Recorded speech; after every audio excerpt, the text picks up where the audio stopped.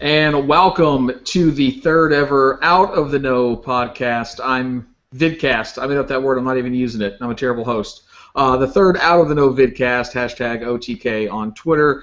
I'm the original OTKer, Out of the Knower, your host, the Colonial Canon, also known as Jason. Joining me tonight is an esteemed panel and Chris. To start off the esteemed panel, is the button monkey and half of the brain trust behind a Bird Camp Wonderland. It's our good friend, the GFP. Danny, how are you tonight? I am fat, bald, but my floors are clean. We wouldn't expect anything less from your OCD. Joining us now from the other side of North America, in a little country called Canadian land, is our resident Australian in Canada. It's Dom. Dom, how are you tonight? Or this afternoon for you, actually, as it's just past noon. Well, yes, I'm doing quite well. I am now a Canadian. I had Canada Day on Wednesday. I went down to a place called Wreck Beach and saw lots of willies, so that was quite good. Probably a few too many for my liking, but when in Rome... It's what everybody wants on their holidays to celebrate their nationalities, is lots of man sausage. And the third member joining us tonight, everybody knows him as the head coach extraordinaire of the Barbican Pirates. He's also known as Budget Jesus. He's also known as Hipster Jesus in the football world. It's Chris Carpenter. Chris, how are you tonight with your ventilated shirt? Oh, I'm good, Jace. I'm nicely ventilated. I thought you were going to use a cheap gag of speaking of willies, but you didn't go there, so I've gone there for you. We're a show in high repute, and I will have to keep it that way, no matter how many times Dom tries to drag us through the mud. So, as you all know, since I'm the host and I drink on every show I do, we'll start off with tonight's libation. And because Team USA, our girls, are in the World Cup final in a couple hours, we're going with some good old homemade apple moonshine. So cheers to everybody out there. Let's hope that I can speak coherently by the time the show's over. Having said that, let's just jump right into it. And I want to start off with Dom. And Dom, we've been talking for off and on for a few months now, probably going back to last summer and now the January transfer window. And one guy from Portugal has continued to come up. Just played for the Portuguese national team in the U21 World Cup, and it's William Carvalho. What have you heard about Carvalho's move to here? Where are the links coming from? As we always say, is this a place where because there's smoke, there's fire, or is it pretty much just massive flatulence on some agent's part trying to drive a fee up? Well, I think if we go back, like you said, 12 months ago when we were interested, the team was in a much different state to what it is now. There probably was a little bit of interest then because there was a few little whispers that we were after somebody that can play centre-back as well as defensive midfield because of the fact that we were a little bit short at centre-back. With the arrival of Gabriel, I can't see that would be a case so much now, where I think we're in a position where if we're going to go after a player in that position with Coquelin doing so well there, it's going to be somebody that's ready to go. I've spoken to a few people on Twitter about this, and the argument that gets made is that but the manager likes a project, and whilst I understand that and he's very good at doing that, I don't see that he needs to. That's going back. I think as Arsenal fans we get very used to the fact that we don't buy superstars, we make them. But over the last couple of transfer windows, if it's shown us anything, is that we're in a position now where if the manager wants to, he will buy a superstar. That's a position for me where I look at getting in a Carvalho and think he's not an upgrade on what we've got. So I don't really see too much in that at this window in particular. The guy's, he's got some good physical stats. He's probably, for me anyway, probably a little bit too immobile for the Premier League.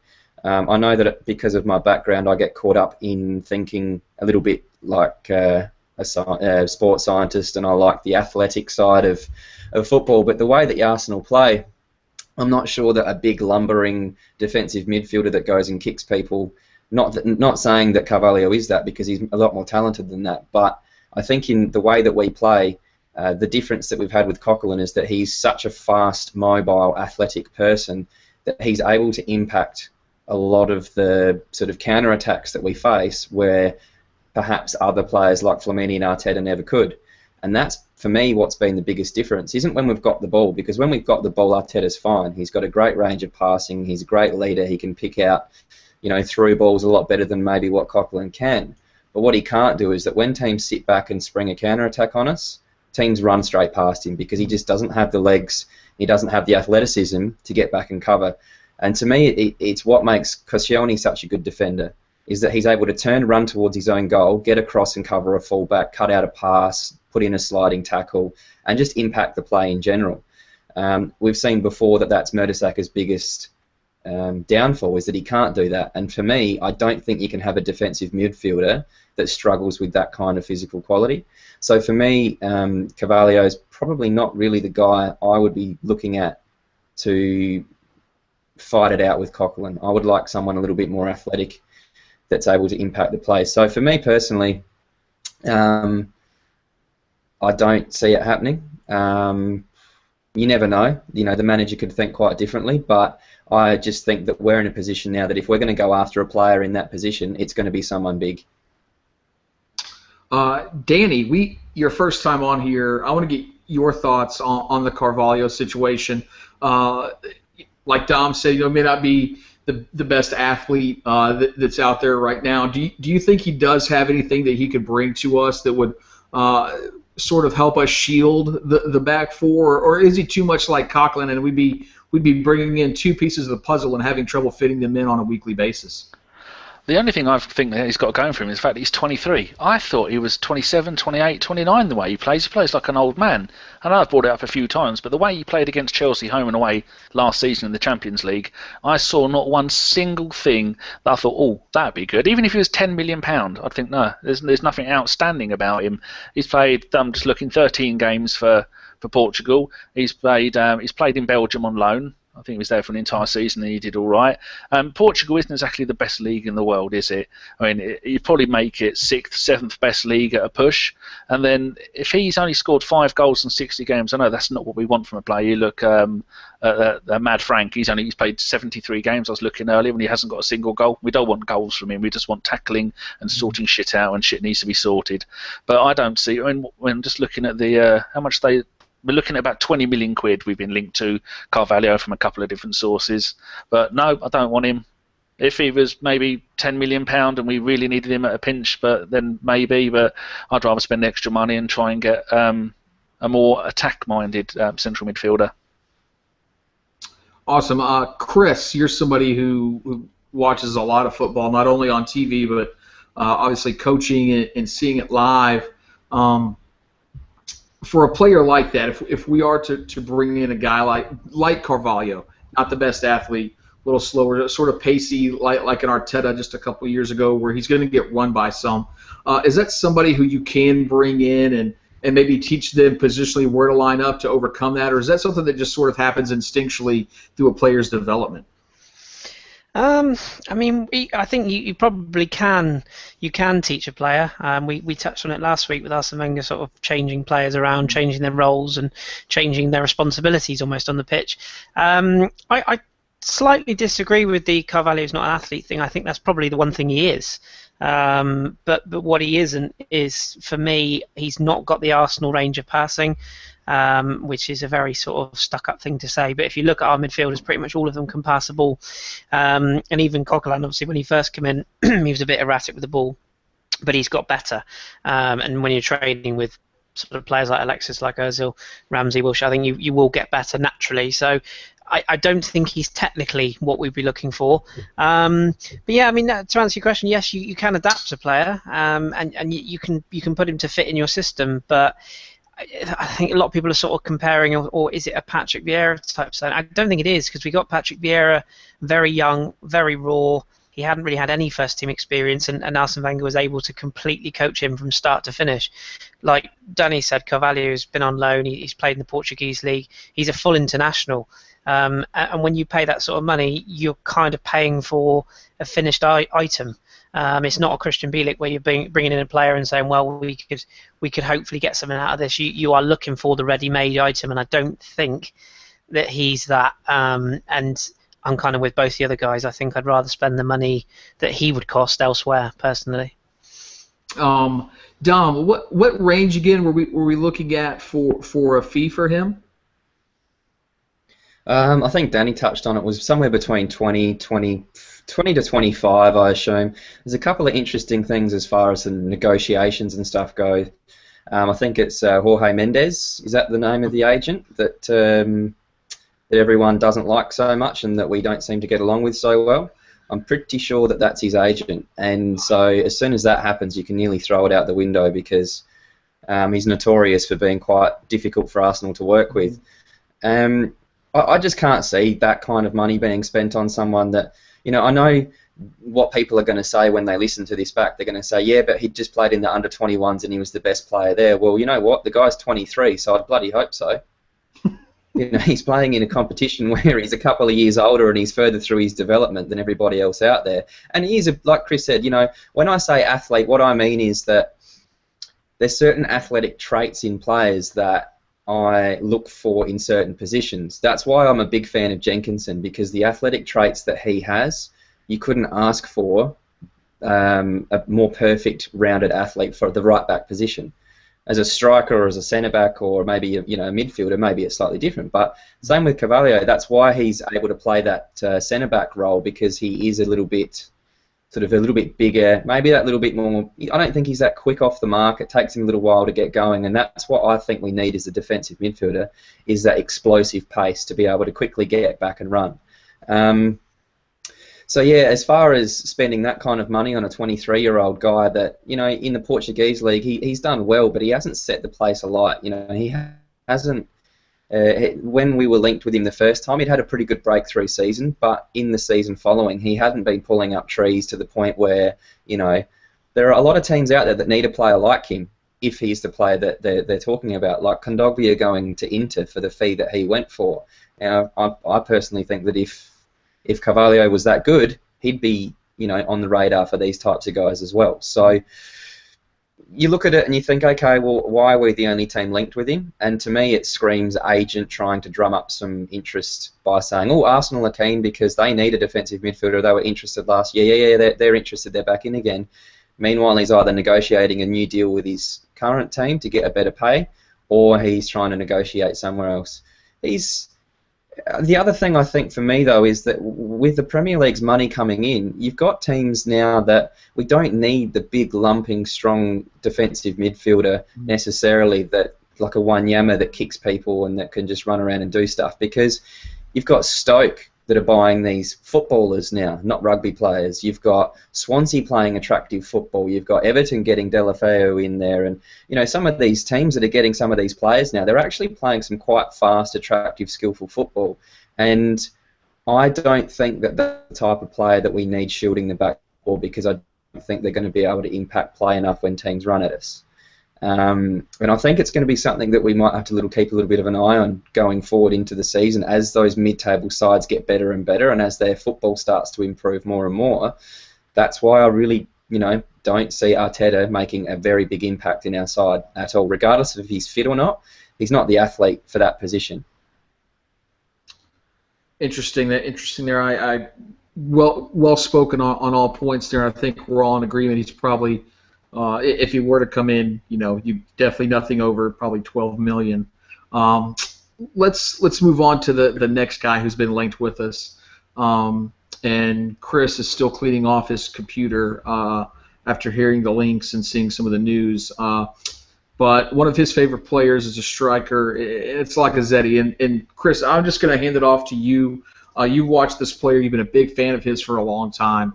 And go ahead and just let everybody know everything that you've been watching this player through his development at Lyon, and how that's been progressing, and what got him to where he's linked with these big clubs like Arsenal now. Yeah, sure. Like you say, I'm cleaning the keyboard. First thing I'll say straight away is I don't think it will happen. So let's make that clear from day one. I don't think he's going to move. And this article that came out in the Telegraph, I think it was, that was quoting that he'd been offered to us for 21 million. I'm going to say right now that is utter bullshit, absolute crap. He's he's negotiating with his agents, which I'll come on to actually in a minute, but he's negotiating a new contract. The Lyon president has already said that he wants Lacazette to be in the side that goes into the new stadium, Lyon going to their new stadium at the end of next season. So, I think he'll be there.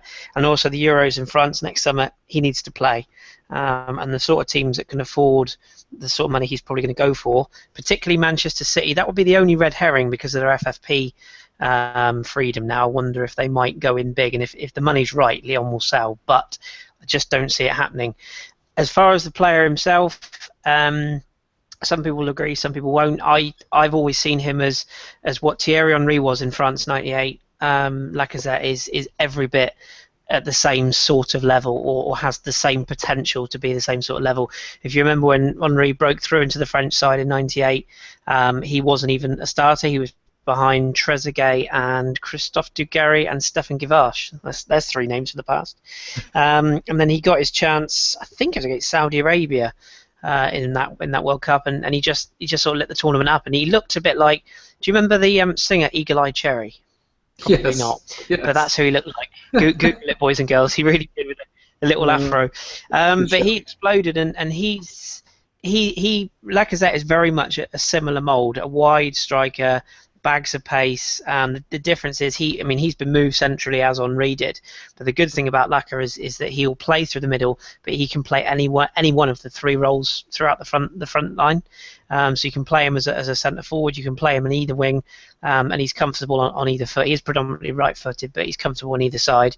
1m75, it's about 6'2", I think, from memory ish. Sure, Dom will know more than I do on that one. 24 years of age. He's at the prime of his career. He had his breakthrough season last year with Lyon. You mentioned how good his stats were. Interesting stat for you: 30 goals in 30 games. He got one hat-trick, which was against Lille. He was rated within the top 10 of the best players in Europe last season, and only Cristiano Ronaldo and Messi scored more league goals than him last season. I think that's, if you wanted proof of his goal scoring exploits, that says it all. And don't forget as well, Lyon were not a team that won anything last year. They ran PSG close, but they didn't win a thing last year, and yet he got all those goals. He's also pretty handy at assists. I've got a couple of stats for you. So his shot accuracy roughly over the season was 67%. He created 54 chances. Now, if you're looking at a centre forward creating that many chances, that's not half bad. And didn't he miss about 6 games towards the end of the season as well? And the rest, yeah, I think he missed it. It's around about 5 weeks because he did a hamstring right when Lyon were actually in their push.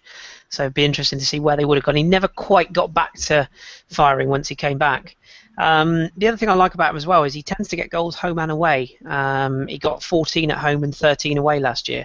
So it's not like he's a flat track bully and only scores goals at home. He's pretty decent on the road as well. He's not a hothead, very seldom gets yellow cards. I think there's only 6 in total last season. And he's decent in the air. He's not renowned as a sort of a Giroud type. Well, in fact, Giroud isn't really known as a heading type, but he's not really the sort of player that's going to bring it onto his chest and sort of lay it off for someone else. But what he will do is he'll play on the shoulder, and he'll run in behind, and he gets those chances. And he's also one of those sort of strikers that when he's assisting, it will generally be because he's gone out wide, and he'll get a cross in for somebody else sort of arriving. And his sort of link up with Nabil Fekir, who's Lyon's other sort of real starlet, it has just been really, really fun to watch. As far as Arsenal wise, he would suit our style. There's absolutely no doubt about that. People talk about which side Alexis is best on. The thought of having Lacazette on one side and Alexis on the other with a centre forward and those three just completely rotating is mind-boggling. There's not many defences that would know. And the only other interesting thing that I'll bring to your attention, Don was mentioning agents earlier on. Lacazette's agent is not renowned as one of the biggies. There are a company called Score Agencies, and their biggest other clients are St Etienne's Jeremy Clement and Loic Perrin. And we all remember what went on with Perrin in January, and there was sort of talks on or off going on there.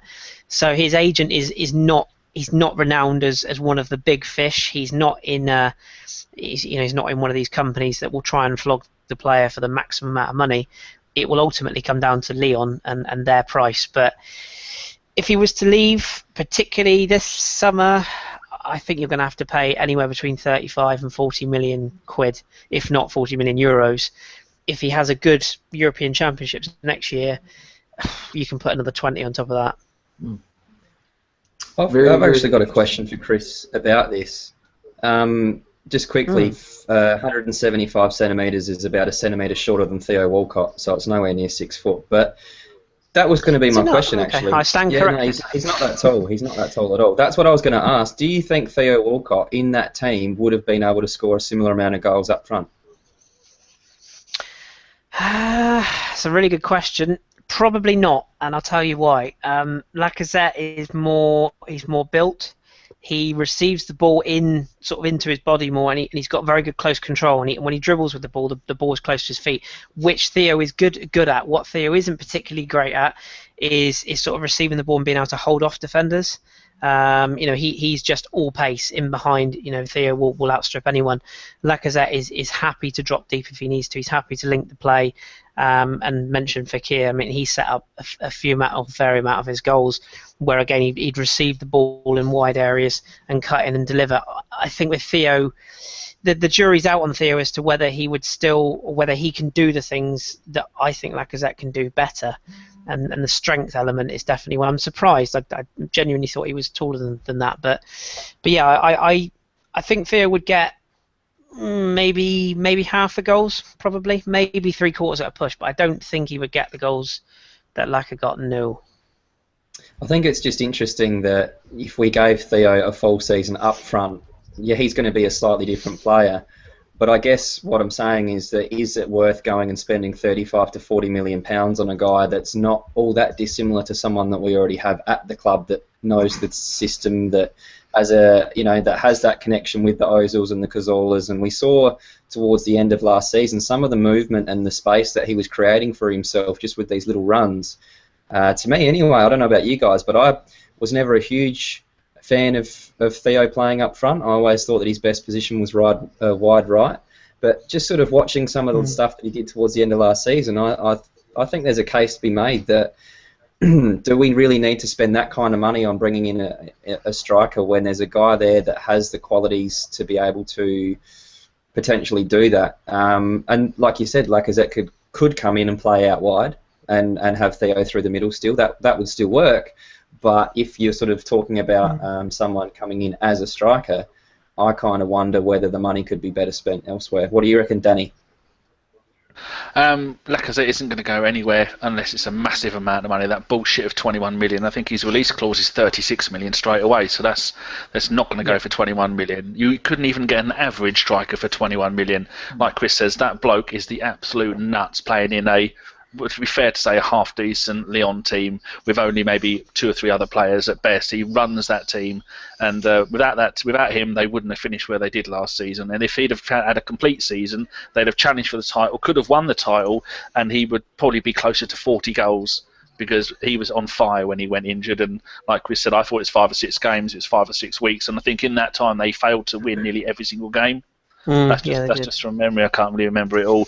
But he's a hell of a player. But he'll end up going to Spain. But one thing I like about him, he said he's a Lyon boy and he's going nowhere until he's played a season in the Champions League with Lyon. And that's the kind of loyalty, the kind of Thierry Henry loyalty until he stabbed us in the back and went to Barcelona. Also, what's all this nonsense about 176 centimetres? We don't work in centimetres, we work in feet. So what's that, about 8'4"? 48 feet. 48 feet. Like 48 feet tall. So somebody do me a favour. Is he going to be more Giroud than Giroud? Because Giroud isn't like Giroud, is he, Chris? We measure in hands in Canada, so he's about 6 hands. How tall is Alexis Sanchez? Just out of morbid curiosity. 412 centimetres. Oh, is it? Alexis would be probably shorter again. I think. Probably. Yeah. I'm just wondering, because on your point, Dom, I think the only other thing that I would say with Lacazette as well is that he's adapted his game. Like when he was sort of a youth player or coming through the ranks, he played in a front 2, and he's got to that stage where he's built his upper body strength, and then he's become like a centre forward. This season with Lyon was probably the first season that he really sort of found his feet playing as an out and out centre forward. And I just wonder, like you said with the Theo Walcott thing, it's almost like the two have gone the opposite ways. Like Theo's desperate to play through the middle, and Lacazette was playing through the middle, but a little bit lost on his own, so would drift wide. And it's the same with Henry. Like if you look at Henry now, could you ever really say he was an out and out striker? I'm not sure he ever was. I think he was just a centre forward.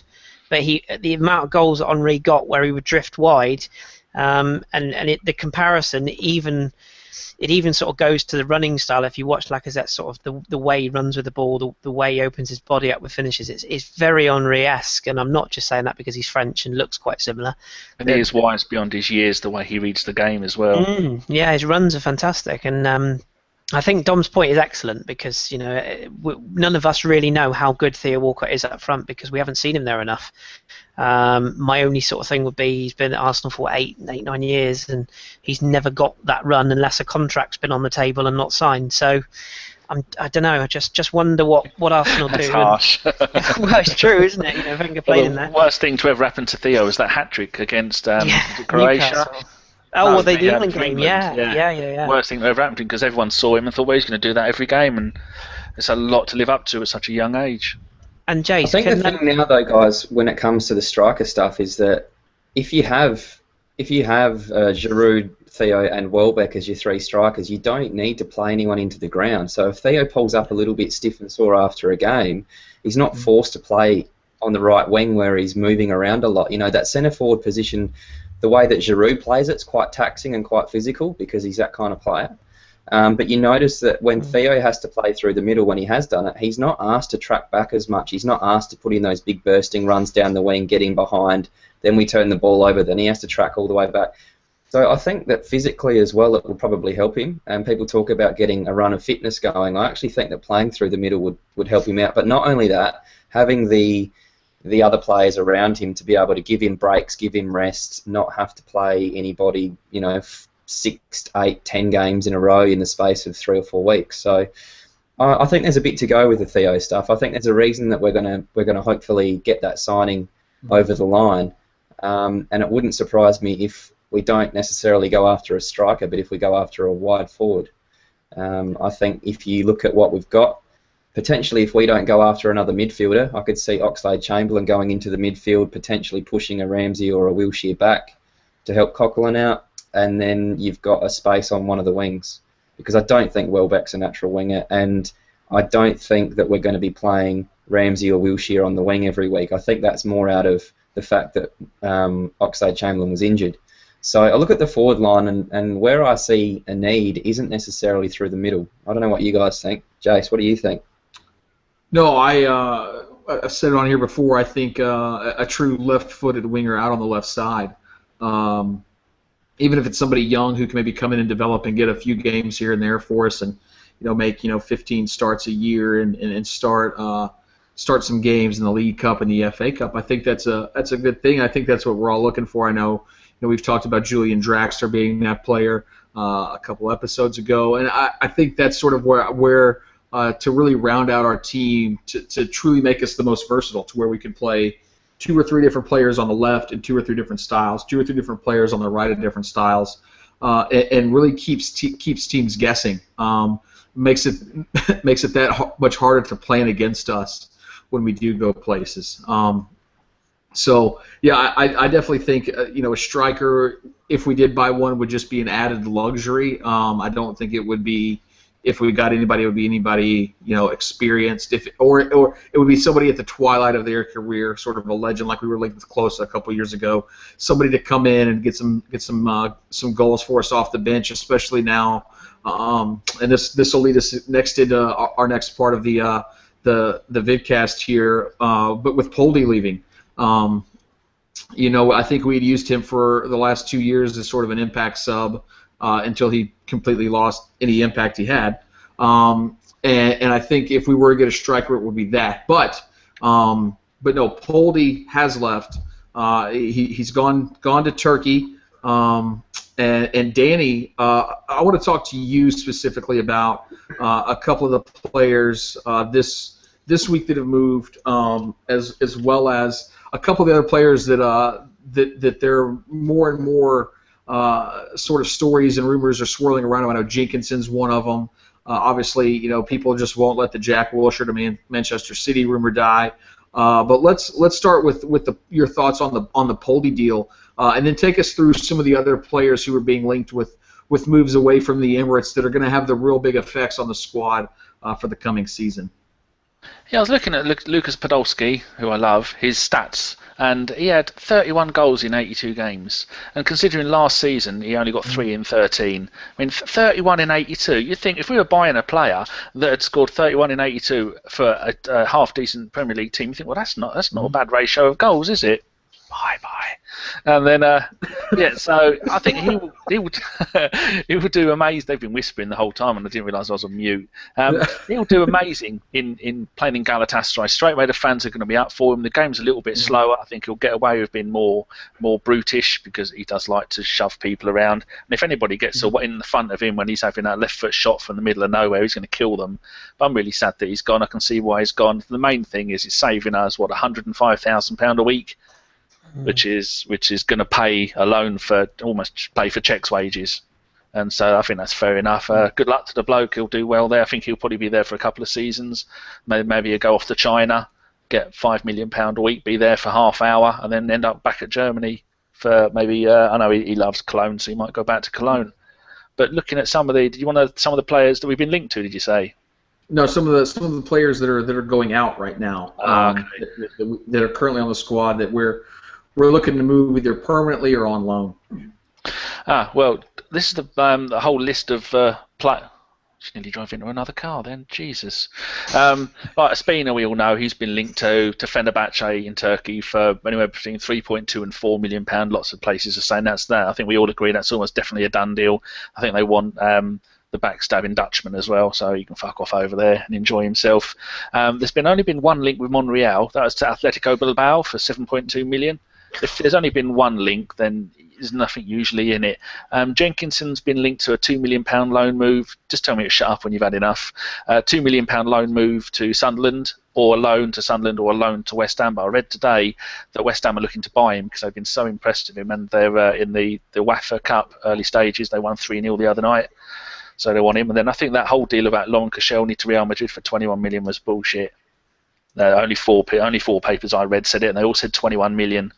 The other one that makes me laugh is Jack Wilshere. The Daily Mail reported £50 million to Man City, and I read today that they've been estimated they've got 191 million now that they've managed to bribe the people at UEFA to let them do whatever they want with FFP. So FFP has been told to fuck off, really. That's never going to happen. But that's been 50 million, 40 million, 30 million from loads of different links. And plus there was a £30 million link to Liverpool in the Daily Express when I nearly passed out laughing when I read that. One interesting one for you, Jace, I don't know if you heard it. Diaby's been linked to FC Dallas. I have heard it. Be interesting to see how his body holds up in 110 degree Fahrenheit heat in August in Dallas. As it gets extremely hot and extremely humid there.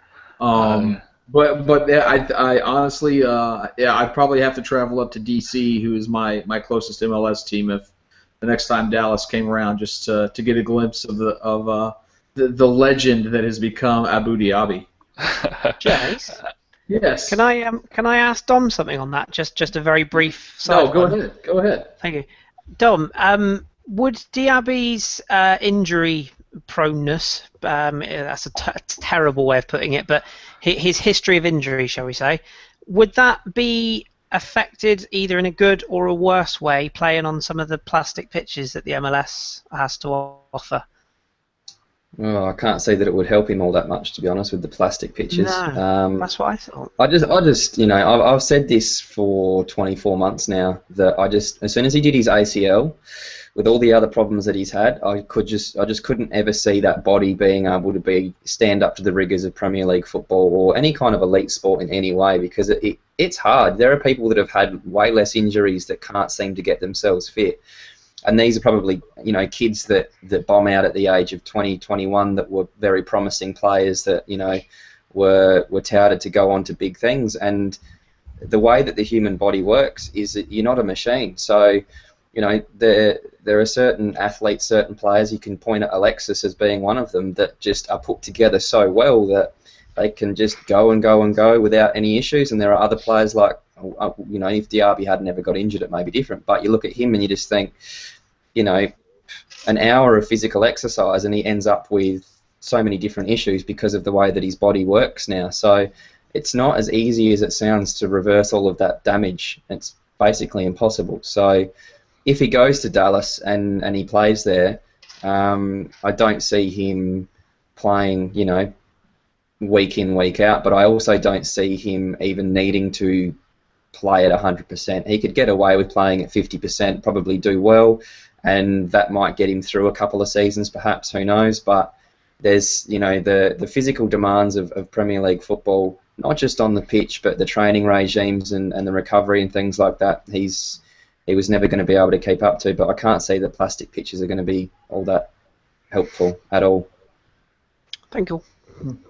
Back to Danny. Who are some of the other players that are being linked out of the club? Well, the only two at the moment is Yaya Sanogo, who's been linked to a loan to Lille in France, which if he goes there, I think he'll do well back in his homeland. Lille are a half-decent team, aren't they, Chris? They could do with him.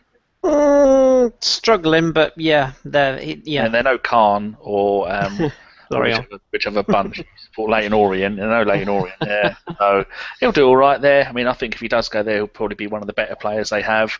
If he's fit and he starts off well, you could maybe be looking at 10, 15 goals there. And if he has a brilliant season, maybe more. But yeah, the main thing is they're getting him used to regular first-team football. Because where did he go? Did he go to Palace on loan? Yeah, just as they changed managers. And I think once they changed managers, that he wasn't old greybeard. No, not greybeard, grey hair. It's Graham Norton that's got the grey beard. That's wasted on most of the people listening, sorry. And the only other one is Joel Campbell, who's been linked to a lot of different people, but they've both said, two papers, the Mail and the Star, have both said to Fenerbahce or Real Sociedad or Benfica, but I think that must have been the same report in both of them, £5 million. So that's the only ones that I've found that we've been linked to, that our players have been linked to going away. I've got a list of all the ones that left. A few of our youth players have found teams, if you want to know those. There's maybe about 5 or 6. Yeah. You've got Brandon Ormond Otwell, Conservative, has gone to Swindon Town. Sammy Ajayi, who we got from, I think, Charlton. He was a centre-back, had a couple of games as on the under-21s, played really well. We bought him, did nothing, loaned him out to maybe Cardiff last season, so he's gone there full permanently now. Owen Moore has gone to Brighton. Rogare Mosendo has gone to Southampton. Don't say a word. Michel, there's an apostrophe between the Mitch and the L. I don't know if that's a typing error. He's gone to Parker. He's gone to Liverpool. Rio Miachi, as we all know, has gone to St. Pauli in Germany. I've heard that Samuel Galindo has been off to Orient Petriolo in Bolivia, but I've put a question mark next to that because I can only find one source that said he had. Who's the other one that's moved? I think that's it. Yeah, there's been a few ex-players that have moved on, but like the most important one I want to look out for is Jet has left Bristol City and gone to QPR, which I think could be a good move for him. And there you go. Very good, very good. Thank you, Danny. I want to first, as we continue, there's one more player that's starting to gather some steam about moving out that we didn't touch on just there. But I want to say thanks to everybody who's watching, who's in the chat box right now, interacting. Keep doing that. We're going to try to get to some questions very soon here. But our very own John Welsh, the Italian football mafioso, has asked no Cazorla to Atleti when we were talking about players leaving. And this is, I know, something that we've talked about and a theory that I brought up in WhatsApp, and want to get you guys' thoughts on it in the chat box as well, and have it discussed on the panel here tonight. I don't think Santi's going to go. I think he's going to stay here. I know he said he's happy here. I know there have been other quotes that said he wants to go back to Spain, whatever. The true theory is, we bought Santi for, I think it was 60 million pounds at the time, which now seems like a bargain basement deal. If we're to sell him off now, we're probably going to get upwards of 25 to 30 million pounds, and we're not a club that has to be able to sell players like that now to maintain our wage budget and our transfer budget. But I want to talk about it. Is it worth getting rid of maybe your best player who one of your best players, I should say, who is sort of, maybe not quite at the peak, but he's very close to coming down to the backside of his career. Offloading him while you can still make a decent profit on it and go out and buy somebody hopefully even better. Dom, what are your thoughts on turning a player around like that for that sort of fee? Does that make, I know to me it sort of goes against Arsene Wenger's thinking. Is that sort of being disloyal to the player? Or do you think we've got to put the club's interest first? And obviously, I don't think anybody thinks that Santi's going to go.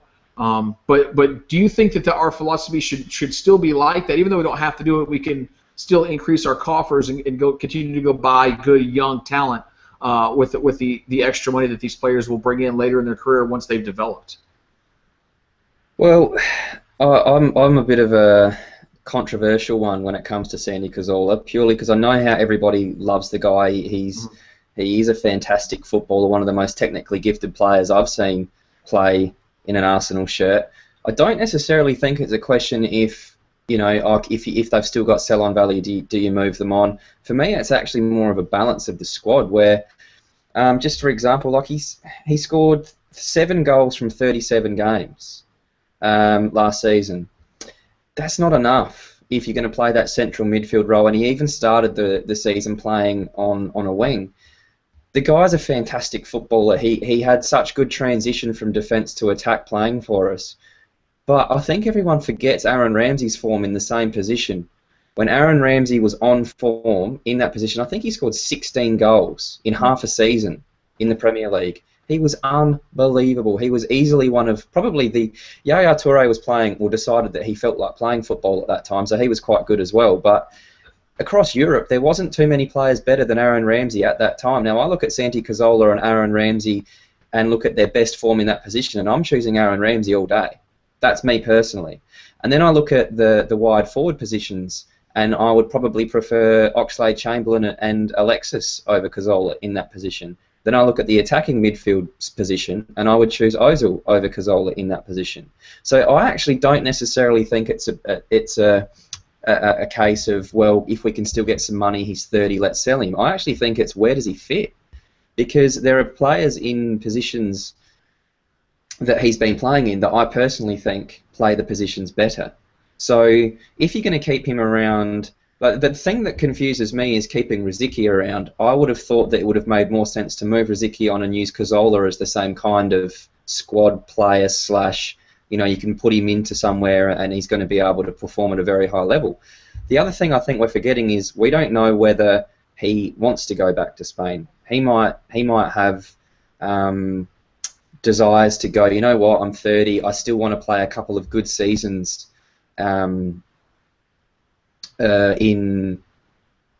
Spain. I don't want to wait till I'm 30, 32 to do that.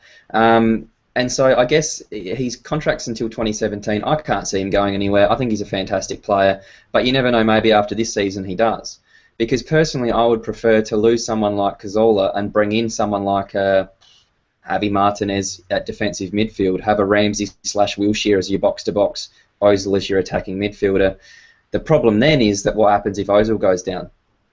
That's the big thing for me, is that you've got a Rosicky potentially as the squad player. I would have preferred Rosicky to move on and keep Cazorla as that sort of fill-in / player.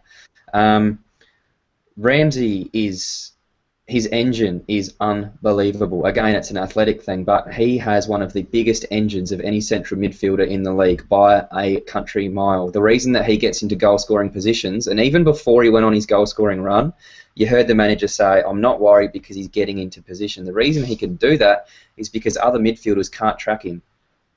One minute he's back defending, the next minute he's up in our box after a counter-attack, and the midfielder that's supposed to track him can't keep up. So you've got a situation where you've got Alexis and Theo and other fast forwards up around the box, and then all of a sudden Ramsey pops up unmarked.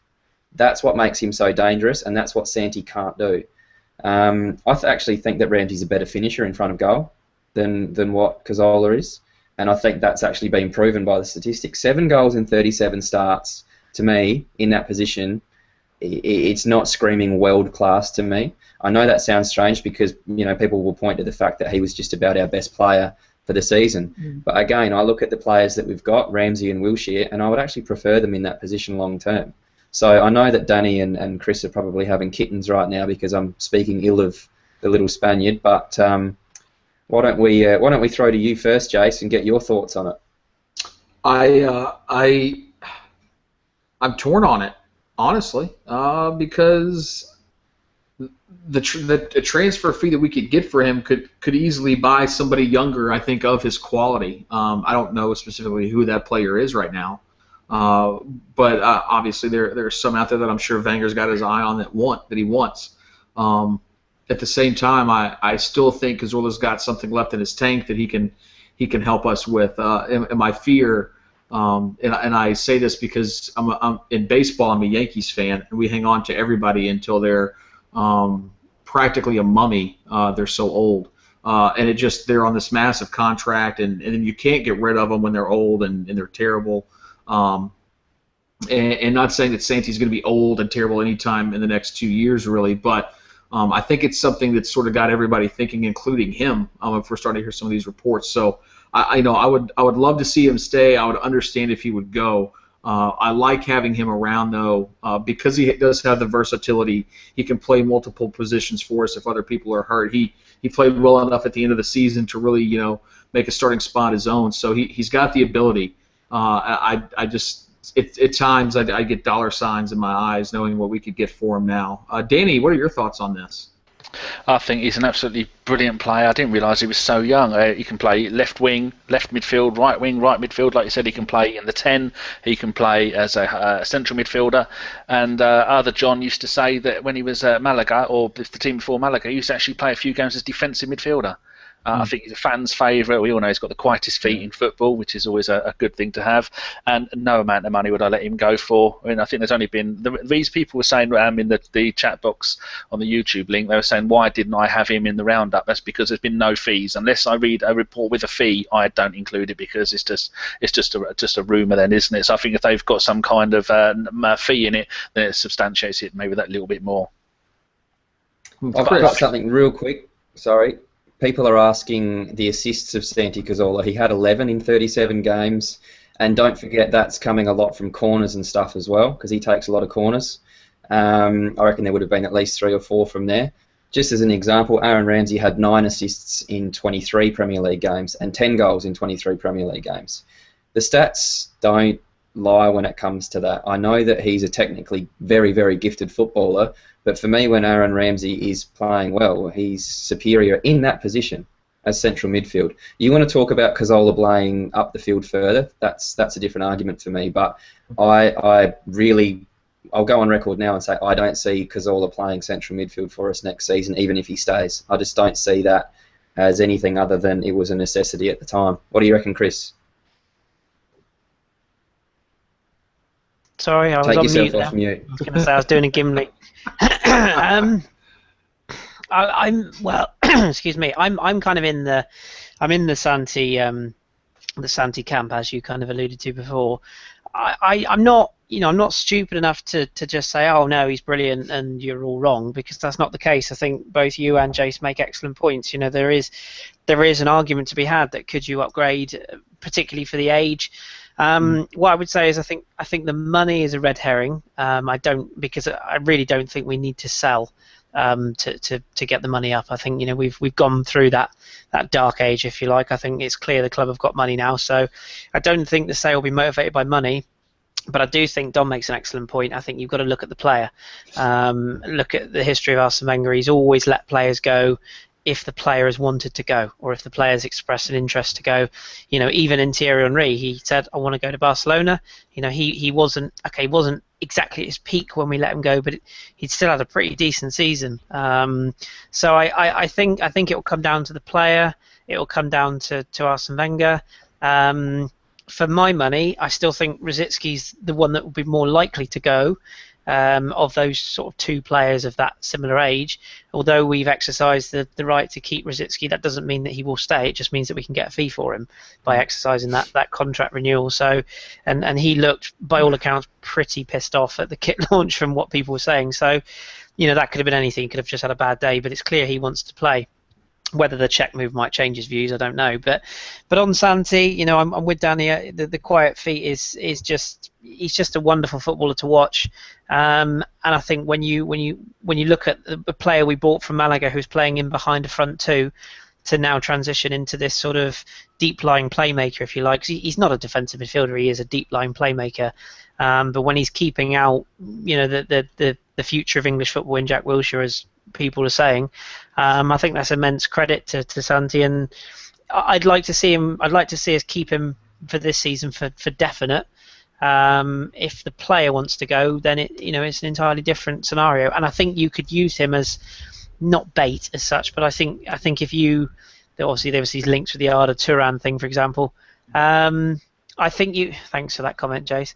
I think you could use him as a make weight if you were to try and upgrade. But when you look at what's available right now, I don't see that many upgrades unless you do what Dom said, and you change the role completely and you go a Javi Martinez or an out holding defensive midfielder, which I don't think we're going to do. Here's a question for you guys. If it come down to the Santi Cazorla leaving to be able to bring in a pretty high world-class defensive midfielder, or Santi Cazorla stays and you don't bring in that player, what do you do, Danny? Keep him. There's hardly anybody that I'm going to have as much faith with that's going to be able to play in so many positions. One thing I wanted to say, that there's something they do in America which I think they should do over here, is they I think they give you points for a goal and then they give you points for assists. It's either 3 points for a goal and 1 point for an assist. Is that how it works, Chase? Pretty much. Yeah, so working on that basis, he'd have got 21, 30, 32 points last season, and then Alexis would have got 32, would have got 40. And I think that's a good way of seeing how good a player is, because that combines goals and assists. I didn't realise that he was our top assist scorer last season, but I wouldn't stop him for anybody. Take out corners and penalties, Danny. Oh yeah, I would take out penalties. Yeah, I wouldn't include penalties in it because he scored a shit ton of penalties last season for his goals. So yeah, but I'm not about his assists. His assists were, but I don't think getting an assist from a corner is a bad thing.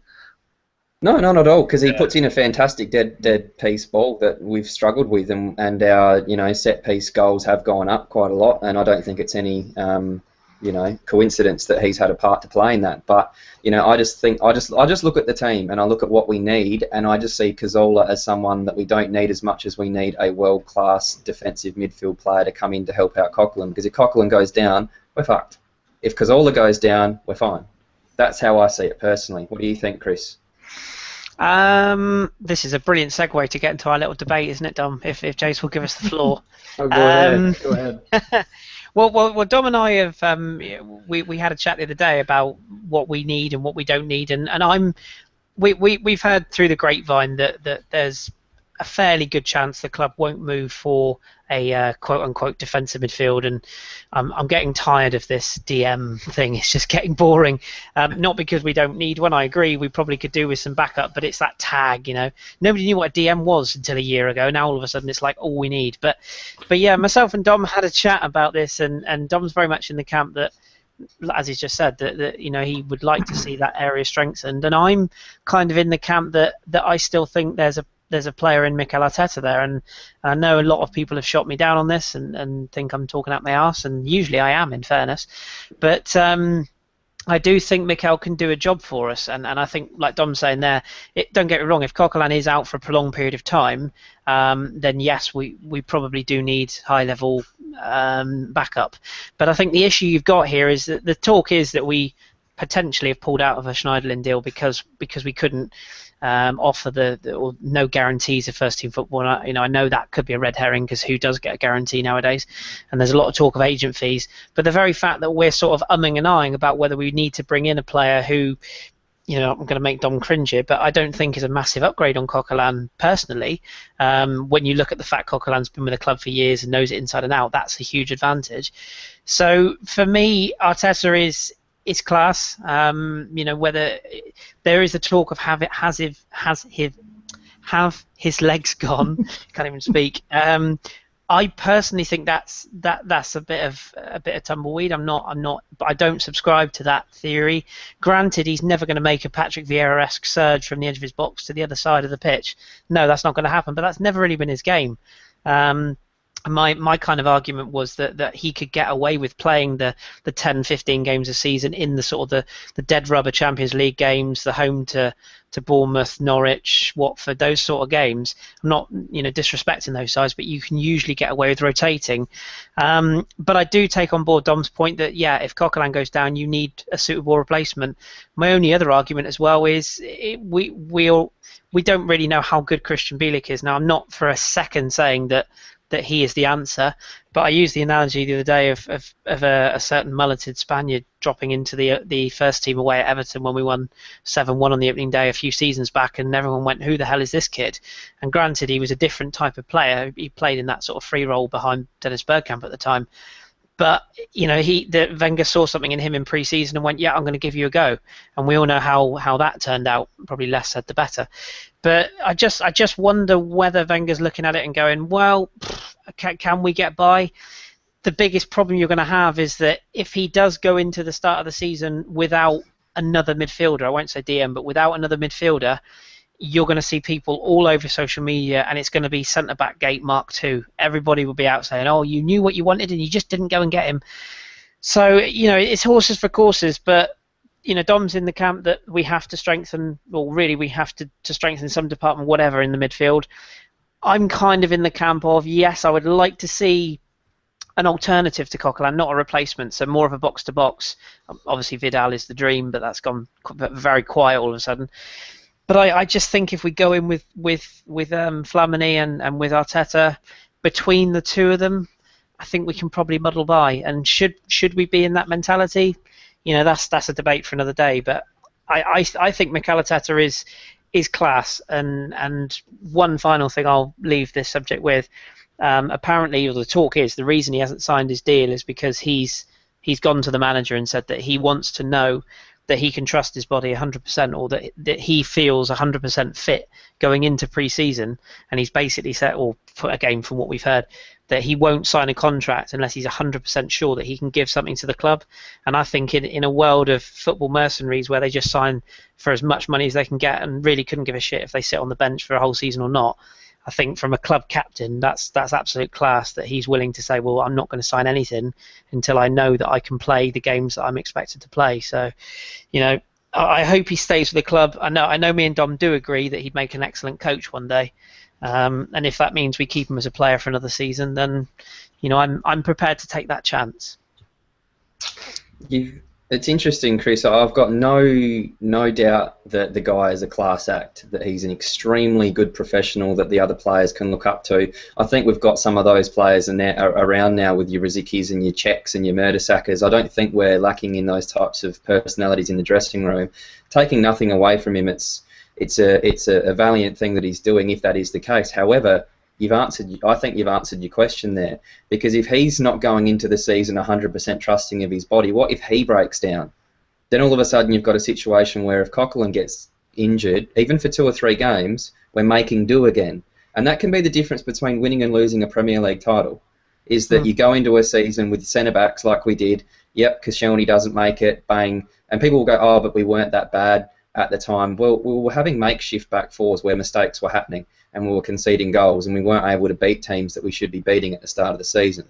And we all know what happened towards the end of the season. We went on an amazing run. We shot up the ladder, and if only we'd gone in with a settled squad, if only we had a Coquelin at the start of the season and a centre-back at the start of the season that could have fit into those areas. So if you're already sitting there wondering whether Arteta can stay fit for a season, which I personally don't think he can, even if he plays 10 to 15 games, if you're doing 60 games a season, you're still asking Coquelin to play a good 45 to 50 games? That's too much. It's just too much for a guy, to expect that he's going to be able to get up and play week in, week out and do that. And even if he gets a 3 or 4 week injury, which isn't hard, it's just a little nick, it's a little grade 1 strain of a hamstring or something like that.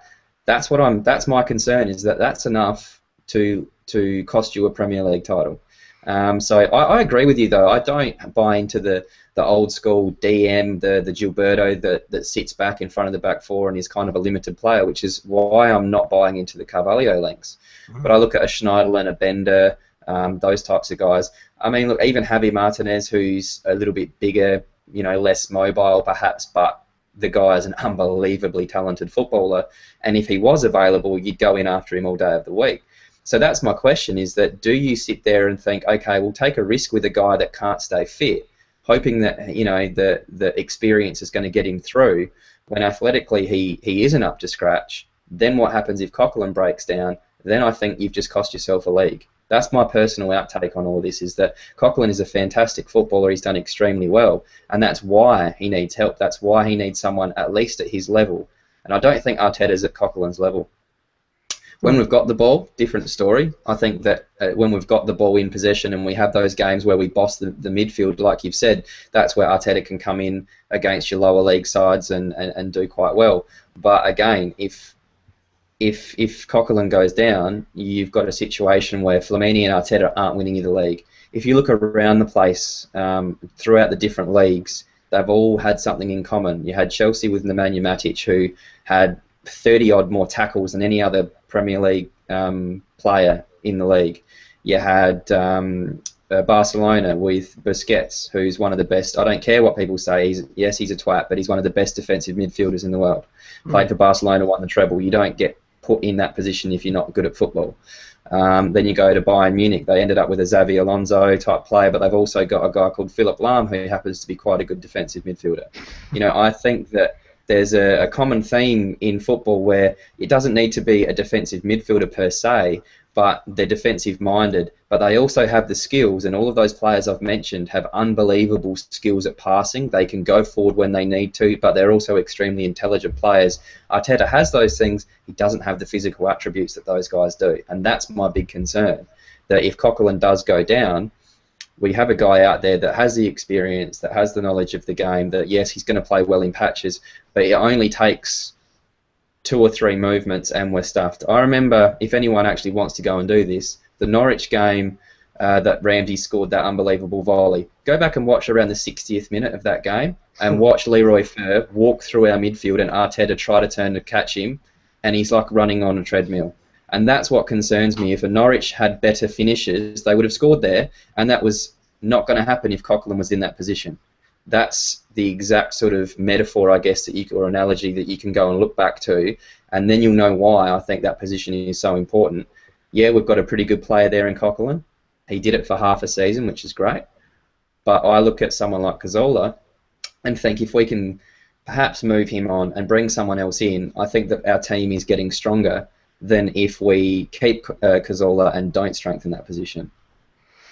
And Jace, if I can just say, that is what myself and Dom have done there, is living proof that 2 Arsenal fans can have a reasonable debate without calling each other cunts.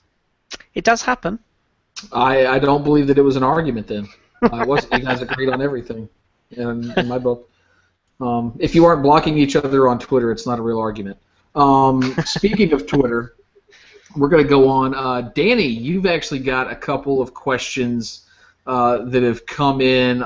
If you want to ask those, and we'll ask one question to Dom, and then the next question to Chris, and then I have a question, Danny, that I want to ask to you. Okay, lovely segue there, by the way, and I disagree. I disagree with both of them. I think they're both wrong. Unless it comes to ages, then we all have to pick a different number. The first one is a bit of a comment. I'll give this to Chris. He'll get it why. This is from Matthew Small 82. Hello, Matt.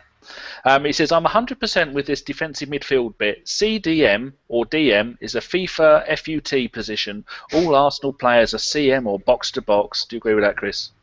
Being a FIFA man. Oh, God, FIFA analogies. There you go. Not real life, though, as no, Big B would say. Well, I've got. Well, you're familiar with the OCD element of life. I am, because you and Jeff keep going on about what colour boots they've got, for fuck's sake. Well, no, I'm going to out myself as the biggest OCD FIFA player in the world. Before I even play a game, do you know what I do? You go and check all the leagues for the proper players with the. I'm not going to tell them. You're not going to tell them about that bit where you only buy players where the commentaries have got their name. Oh yeah. I only buy players that got their name in commentary. But no, I go in and every player that's right midfield or left midfield or just centre midfield, I change to either central attacking midfield or central defensive midfield. Every single one in the game. Takes me about 7 hours straight of editing. So yeah, I'm a bell end. But to answer the question,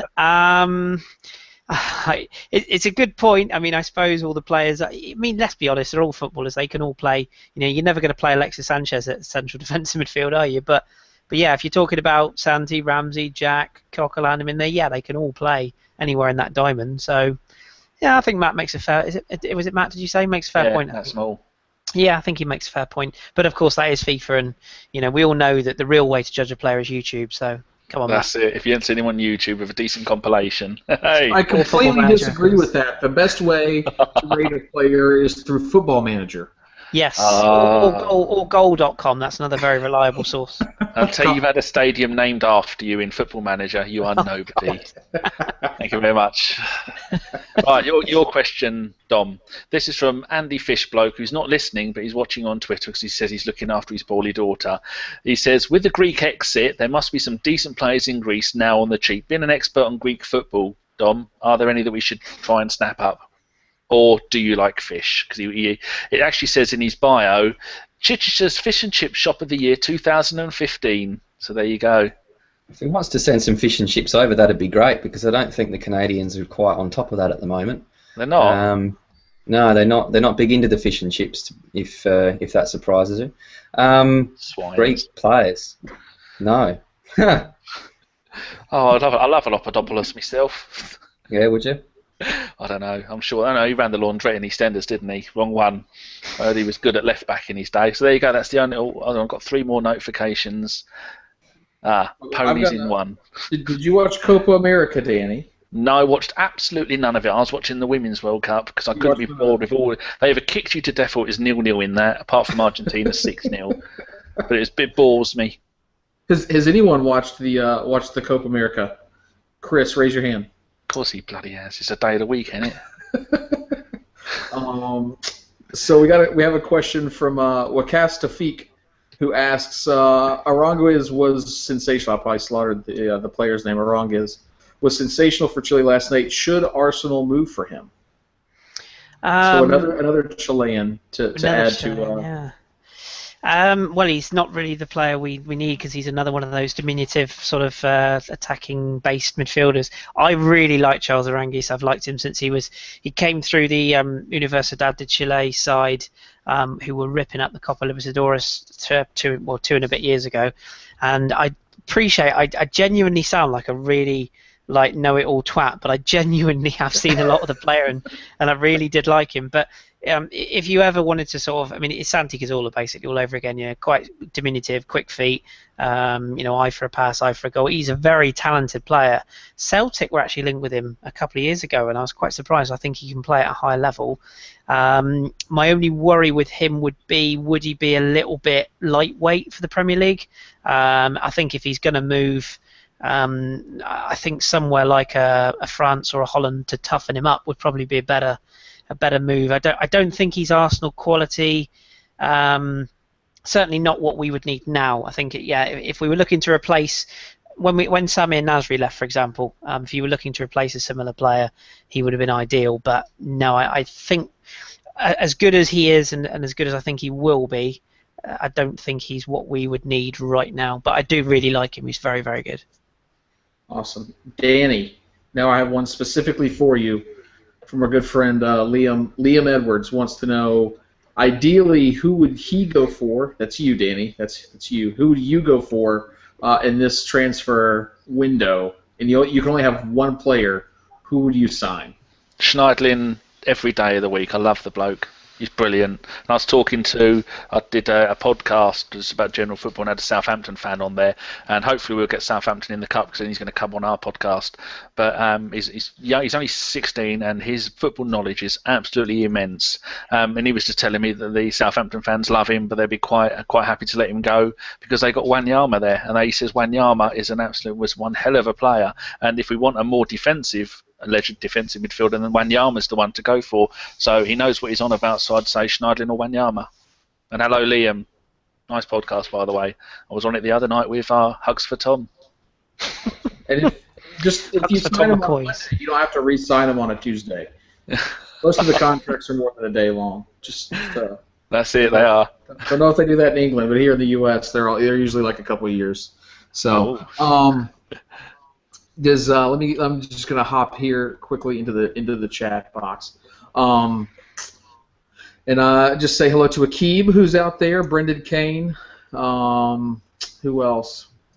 Mika for Life, little play on Michael Life there. Kelly Mayer was in there. I saw that. Luca is in there. Akib asked a question actually, Jace. Can I ask it to you? No, he did. Yes, go.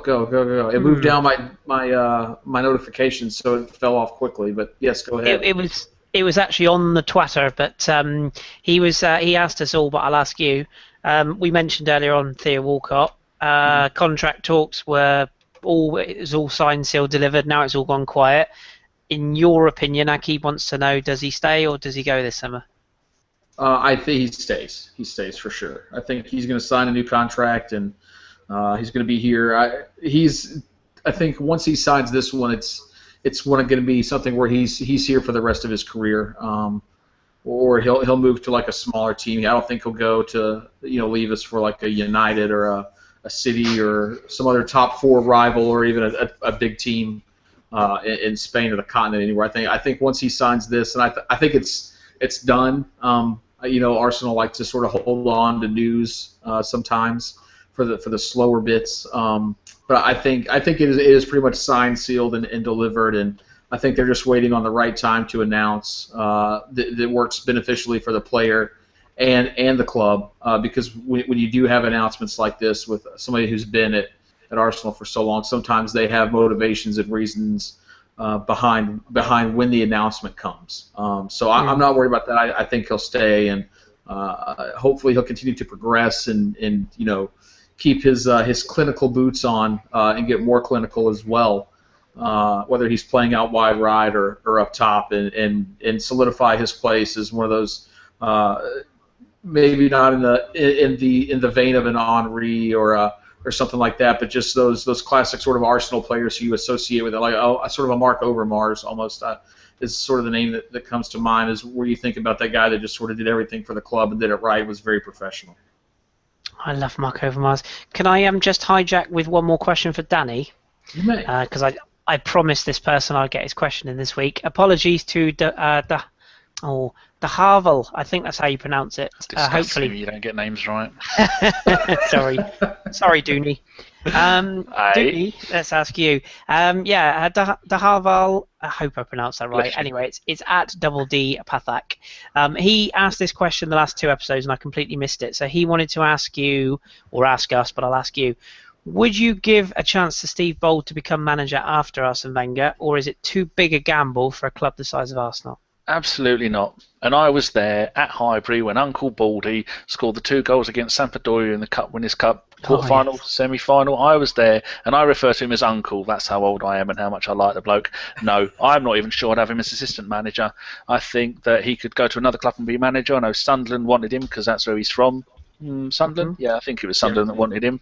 I think the job is too big for him. I think he has been too shackled by Wenger with his not allowed to get involved. I think it's quite a well-known fact by people who know nothing, including us, that Bold is very defensive-minded. We know him about the George Graham days, that Wenger doesn't listen to him when it comes to defensive patterns, because if they did, we would be defending four in a row, all with a hand up in the air, like a load of ice skaters, to within an inch perfection, and he doesn't do it. So I think not only would he not really want the job, I don't think he'd get the job, and I wouldn't give him the job. When Wenger does leave, and I'm in no hurry for Wenger to leave because the title is ours next season, all the Wobs have gone a bit quiet, haven't they? Then I think we're going to have to get a world-class manager in. So have we signed anybody in July? Have we signed anyone yet, you mean? In July. No. I don't it's know. been 5 days. I'm getting a bit sick of this. It's all when you're out, let's go. Come on. No, I just tell people. He's dithering now. In the WhatsApp groups, when Dom comes in, the very first thing you say, Dom, what do you say? Have we signed anyone yet? That's the first thing. And then all of us make stuff up and go, yeah, we signed this and that and this and that. It is all Dom's fault, incidentally. It is. Yes. Let's start to wrap this up with good news, actually, though, because you guess what? We did sign somebody. I guess to steal the Theo Walcott contract thing, they signed the check. Literally. Hold your applause, ladies and gentlemen. I'll be here all night. Chase, go. we signed we did sign Petr Cech from Chelsea. Announced it on Monday of this week, so just after the last OTK Vidcast. And we'll just start. We'll start with Danny and your thoughts on bringing an experienced international, proven winner between the posts in for this season. Absolutely world class. If he was, I'm not worried about his age, and the only reason people are a little bit down on it, a little bit dubious, is because last season he played 7 Premier League games for Chelsea.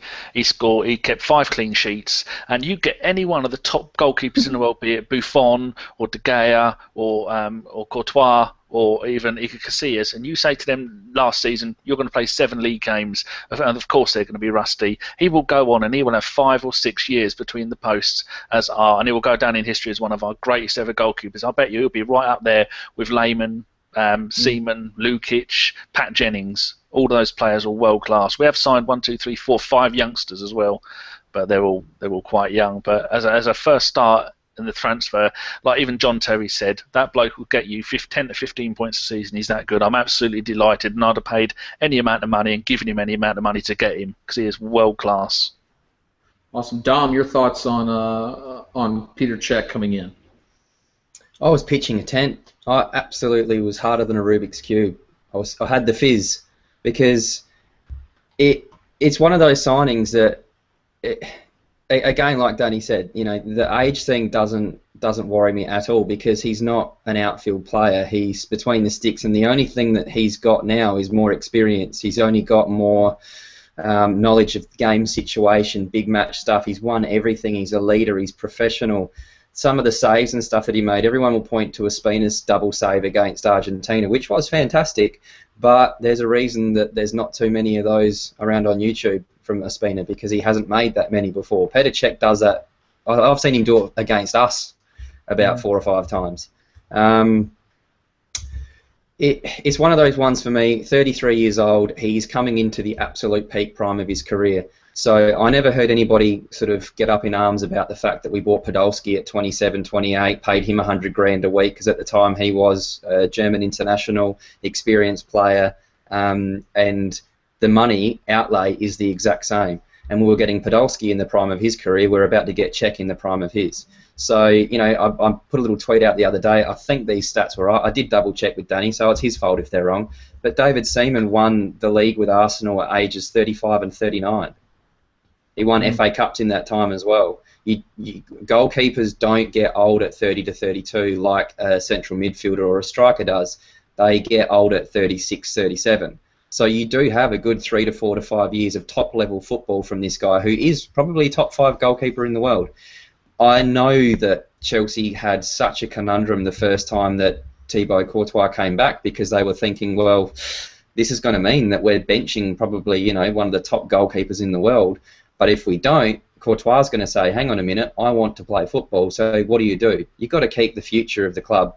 They made the right decision by putting Courtois in as number one, but it was always going to mean that Cech's going to turn around and go, I've still got a lot of good football to play, and I don't care what anyone says. He's a massive upgrade on what we've got right now. Massive upgrade. So you do it, The managers think so. This is a manager that's worked with David Seaman and Jens Lehmann. If he looks at Petr Cech and thinks that he's what we need, then there's a pretty good reason for it. Chris, do you think that Szczesny gives Cech the number 1? Ooh, there's a question. You little bitch. I don't think so, no, only because I think my old pal Mr. Ospina will probably be moving on and that will free up the 13, and I don't think Petr Cech he doesn't strike me as the sort of guy that's going to throw his toys out the pram just because he doesn't get the 1 shirt. So no, I don't think so. Interesting that the Arsenal Instagram haven't announced his shirt number because usually that's how they do it. The player's signed and 24 hours later they release it on Instagram. So they're not selling any shirts at the moment, are they? That's for sure, without releasing his number. And then just to add to what the other guys have said, Dom's bang on, as he always is, the bastard. It's a no-brainer.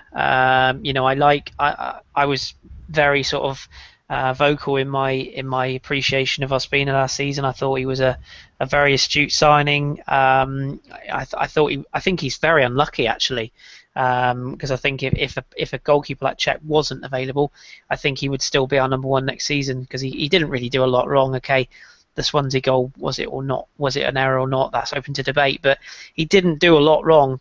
But as Dom has just said, Cech is world class. This poppycock about him being too old or over the hill is just that, it's bollocks. I think there's a reason why you've not heard anything from Jose Mourinho. The guy's gutted to lose him, and it's clear that decision was made by Roman Abramovich, and credit to him really.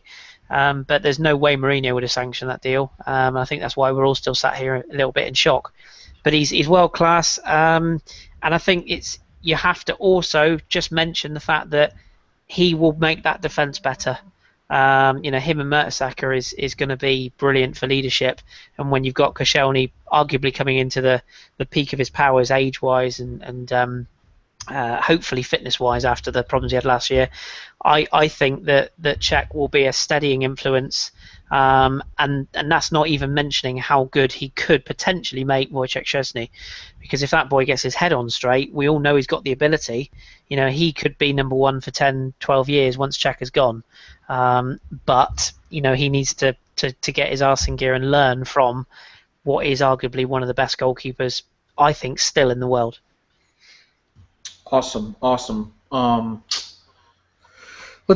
We have about 4 minutes. Dom just brought this up. So we'll do a real quick roundup, and Dom, I'll start with you. Again, don't have too much time left.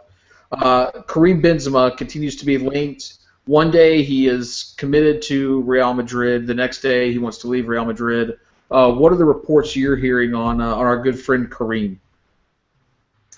There are a couple of reasonably reliable people that have said that we are monitoring the situation there.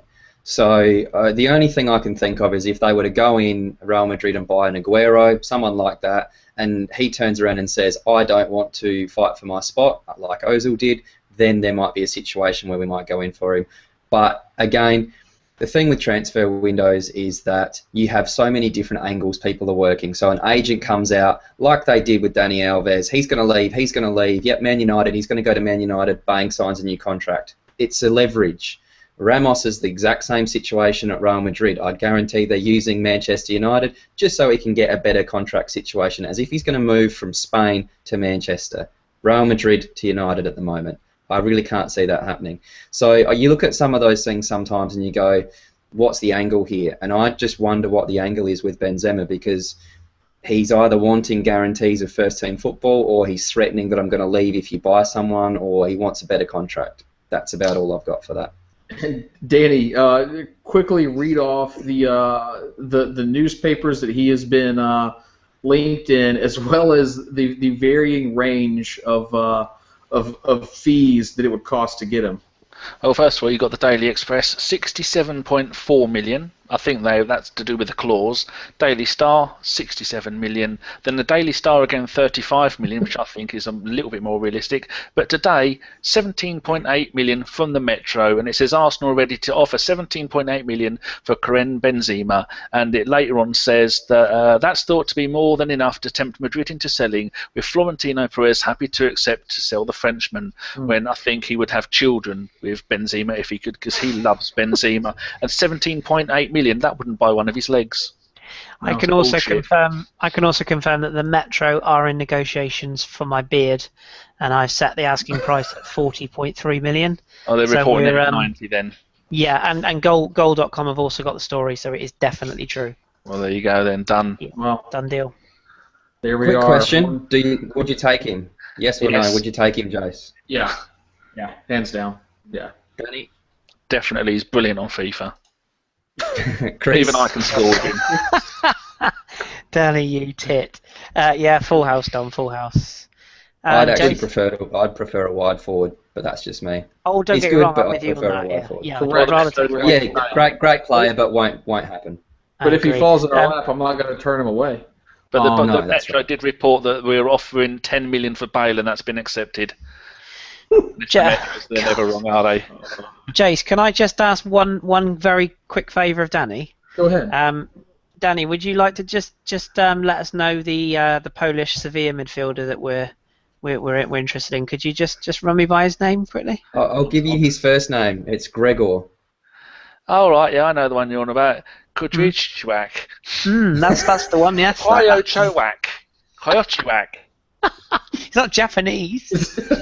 Bloody, his entire name has got one bloody vowel, for God's sake. Behave yourself, man, and sort your name out. I'm going to send you to John Welsh for pronunciation lessons. You can just call him Greg. Greg. Big Polish Greg. Greg. All right. Well, I think that's with Danny mispronouncing every Polish name out there just now. I think we're going to wrap it up. A big thank you to Danny and Dom and Chris for coming on, gentlemen. It's been a pleasure. Always a pleasure, never a chore. Thank you. And then, of course, thank you to everybody out there at home on your computers, on your phones, through Twitter and YouTube and everything for watching this. We got 75 viewers right now, which is that means there's 75 effing awesome people in the world at the moment, and they're all you. 73, so those two other losers are assholes now. Fuck them. Correct. But thanks so much. We will be back next week. I will not be here as I have got work, but there will be an OTK. I would expect to see Hugs for Tom in the hosting chair, as well as John Welsh back next week. So stay tuned. It'll probably be a little earlier in the day. But we will keep you informed, and if you can go and subscribe to the channel on YouTube as well, and tell all your friends and retweet us as much as you can, it'd be greatly appreciated. Other than that, I have nothing to say other than USA, USA, USA, USA, because we're going to win the World Cup tonight. And you don't say that very often. Third place must feel really bad when America's winning the World Cup. So, but. I think that's going to be it for tonight. Cheerio, everybody. Bonjour. Cheerio.